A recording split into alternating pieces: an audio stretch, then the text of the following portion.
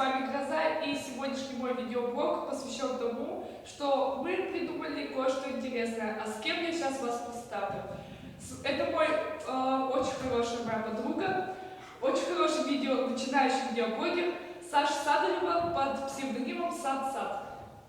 Представляю вам ее. Похлопайте потом. Так вот, у нас с ней созрела такая идея. Саша вам расскажет. Скоро День учителя, он празднуется 5 октября. Мы решили сделать опрос в нашей группе «Подслушанные ВК», где будут названы все фамилии учителей, и будет каждый студент, который подписан на «Подслушанные ВК», голосовать за него. Когда у нас будет проходить мероприятие, получается 8 октября, мы сделаем неожиданный подарок для наших учителей. То есть мы сначала сделаем опрос в колледже, то есть также мы с Грозой будем ходить и спрашивать у наших студентов, которые учатся в МВК, про учителей. Потом мы это все сделаем в видео, и в конце презентации у нас получится скрин экрана на компьютере, где будет опрос. И тот учитель, который выиграет, будет не только овациями награжден, но и специальным призом, который, если нас ученики поддержат, то мы соберем хотя бы понемногу денег и подарим этот еще не придуманный подарок учителю, который выиграет. Да, я надеюсь на вашу поддержку, молодые люди и девушки, потому что я считаю, что поскольку труд учителя, преподавателя настолько мало оплачен, чем он это не оправдывает, поскольку преподаватели все-таки тратят свои нервы, здоровье на это все. И я считаю, что мы должны как бы благодарить по-своему, неважно, на какие оценки ты учишься, пятерки, двойки, но они всегда готовы нас поддержать, и поэтому мы хотим их тоже поддержать. И я надеюсь, что вы будете адекватно оценивать преподавателя, не что там любимчик или классный руководитель, а вот реально человека по его работе. То есть это очень важно для него в первую очередь. Потому что есть много заслуженных преподавателей, которые не висят на доске почета. И это очень обидно, я считаю. Правда, Саша? Да. Так вот, теперь мы перейдем немножко к позитивной ноте.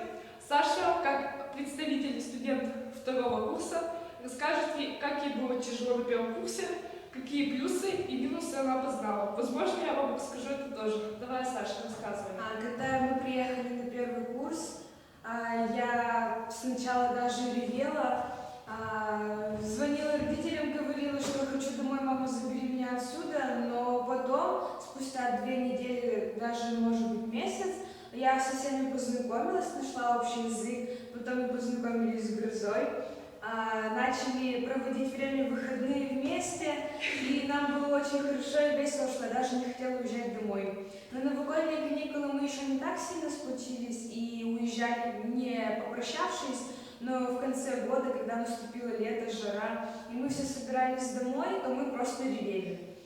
Когда все лето мы ждали, чтобы уже побыстрее закончилось лето, и мы приехали в ВВК. Когда мы приехали, мы тоже ревели, у нас было столько эмоций, и просто сейчас мы счастливы, то, что мы находимся вместе. Даже уже прошло 2 недели, я ни разу не ездила домой. Мне вот здесь комфортно и уютно, так что первый курс, не отчаивайтесь, у вас все впереди.